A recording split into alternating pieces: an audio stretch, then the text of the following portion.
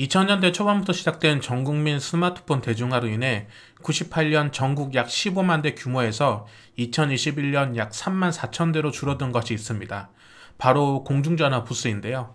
그나마 남아있는 3만 4천 대의 연간 유지 비용은 약 300억 원인데 줄어든 규모만큼 사용자도 함께 급감해 2014년 기준으로 다른 통신 사업자들이 133억 원을 보전해주는 상황입니다. 잘 쓰지도 않고 연간 수백억 적자가 나는 거 그냥 싹 철거해버리면 되지 않느냐라고 생각하실 수 있지만 그럴 수 없는 실정입니다.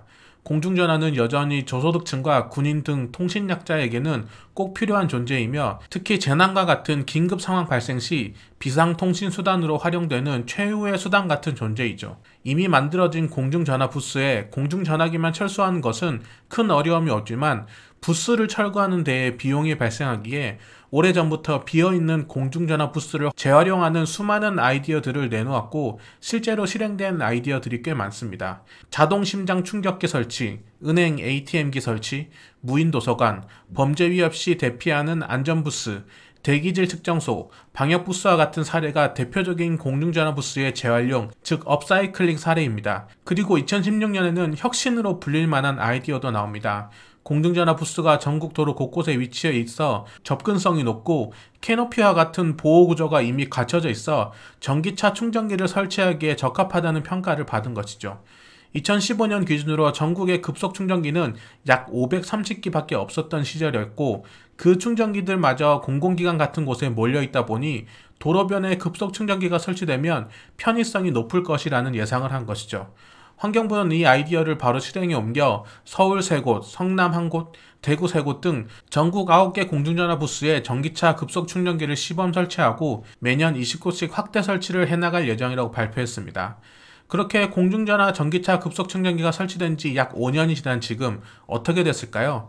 매년 20곳씩 확대 설치한다는 환경부의 계획대로라면 전국에 최소 100기 넘게 설치가 되어 있어 지나가다가 한 번쯤은 볼 수 있을 텐데 아마도 실제로 보신 분은 매우 극소수일 것입니다. 그 이유는 시범 설치 이후 전혀 확대되지 않았기 때문입니다. 그리고 시범 설치되었던 충전기는 5년의 세월이 흐르는 동안 거의 방치된 것과 다름없는 관리 상태로 인해 운영을 멈췄거나 흉물스러운 모습을 하고 있는 경우가 대부분입니다. 왜 이 지경까지 온 걸까요? 그 첫 번째 이유는 너무 많은 기관 및 업체들이 얽혀 있다는 것입니다. 먼저 이 공중전화 부스는 KT 링커스가 제공하고 충전기는 시그넷이 설치했습니다. 그리고 이 충전기는 공공급속 충전기를 뜻하는 환경부 로고를 달고 있죠. 거기에 도로변의 충전기 자리를 확보 및 허가해주는 곳은 각 지자체입니다. 이 작은 충전기 하나에 부스, 충전기, 보조금, 주차 공간의 주체가 모두 다르다는 것은 모두의 작은 관심과 협력으로 잘 관리될 수도 있지만 반대로 이야기하면 서로에게 책임을 떠넘기기 딱 좋은 환경이라고 볼 수 있죠. 그러다 보니 공중전화 부스가 박살이 나고 쓰레기가 넘쳐나도 몇 년은 누적된 것처럼 보이는 먼지와 찌든 데가 껴있어도 고압이 흐르는 충전선이 터져서 감전 위험이 있어도 충전구역 안내 구조물이 박살나 넘어져 있어도 충전구역에 내연기관차가 주차하고 있어도 한 번에 해결해줄 주체가 없는 것이죠. 수익구조 및 유지보수 비용 구조가 다른 것도 중요한 이유 중 하나입니다. 충전 수익은 환경부가 가져가고 충전기 설치 보조금은 시그넷이 받고 KT링커스는 무상으로 부스를 내어주고 주차 단속은 각 지자체 단속반 인력 및 운영비로 이루어지니 관리가 제대로 될 리가 없겠죠. 공중전화 전기차 충전기가 이 지형이 된 두 번째 이유는 애초에 아이디어 자체가 말이 안 되는 것이었습니다. 구독자분들은 잘 아시겠지만 제가 늘 강조하는 부분이 있는데요. 전기차의 충전은 주유가 아닌 주차라는 것이죠. 그렇기 때문에 전기차 충전소는 안정적이고 원활한 주차 공간 확보가 가장 최우선시 되어야 하는 요소입니다. 하지만 전국의 그 어떤 공중전화 부스도 대로변의 주차 공간을 가지고 있진 않죠. 결국 공중전화 전기차 충전소는 어떻게 하면 전기차를 위해 좋은 충전소를 만들까가 아닌 어떻게 하면 비어있는 부스를 활용할 수 있을까에서 시작된 첫 단추부터 어긋난 아이디어였던 것이죠. 물론 예외는 있습니다. 마장동에 위치한 공중전화 충전소는 충전 공간이 제대로 확보되어 있고 제가 지난 1년 동안 그 주변을 몇 번이나 지났지만 내연기관 차량이 주차를 해놓은 경우는 없었습니다. 아마도 충전기를 가운데 두고 앞뒤로 주차 단속 카메라가 살벌하게 지키고 있고 바로 앞에 늘 주민센터 전기차가 충전을 하기 위해 공무원들이 수시로 왔다 갔다 하며 지구대 치안센터까지 있다 보니 야수의 심장을 가지지 않는 한 내연기관 차량이 주차를 할 수 없는 구조입니다.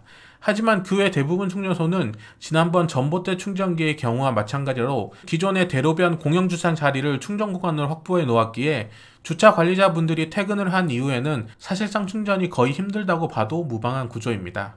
더불어 급속 충전기 외에도 KT 링커스와 한카가 손을 잡고 공중전화기를 제거하고 완속 충전기를 설치했던 사례도 있는데요. 해당 장소에 가봤더니 두 개였던 공중전화 부스 중 완속 충전기가 설치된 부스 자체가 사라지고 공중전화만 남아 있었습니다. 거주자 우선 주차구역이 배치된 골목길에 최소 5시간 이상 주차를 하고 충전을 해야 하는 완속 충전기 자리가 시민 의식만으로 비어지는 것과 충전이 끝난 뒤 차량을 제각 이동 주차하는 것을 기대하는 것 자체가 사실상 실현되기 힘든 구조라는 것은 누구나 알 수 있습니다.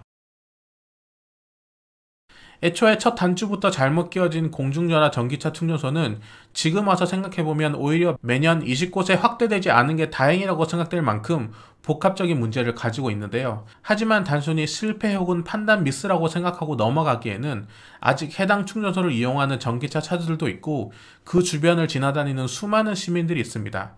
그렇기에 철거를 하지 않을 예정이라면 시민들의 편의와 안전을 위해서라도 원활한 유지 보수가 매우 시급해 보입니다. 특히 조금 전에도 잠깐 언급했지만 길게 늘어진 충전선을 차들이 밟고 지나가 터지고 손상된 부분은 비가 오는 날 충전기를 사용하는 차주는 물론 주변을 지나가는 시민들에게는 안전의 위협이 될 수 있기 때문이죠. 행정안전부는 오는 12월 2일까지 도전 MZ세대 혁신 아이디어 공모전을 통해 공중전화 부스 활용 방안을 모색하고 있는데요. 4개의 과제 중 하나인 공중전화 부스 활용 최우수 아이디어에게는 최대 1,000만 원의 포상금을 지급할 계획이라고 합니다.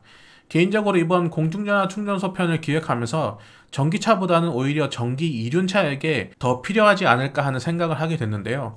경기도 성남에 있는 MBI 배터리 스테이션은 배터리 셀프 교환이 가능한 MBI 전동 바이크들의 배터리 충전 및 대여가 이루어지는 곳인데요. 전기차처럼 차량 크기만큼의 주차 공간 확보도 따로 하지 않아도 되고 좁은 공중전화 부스 사이즈와 딱 맞아 외관적으로도 어색하지 않고 조화롭게 보였습니다.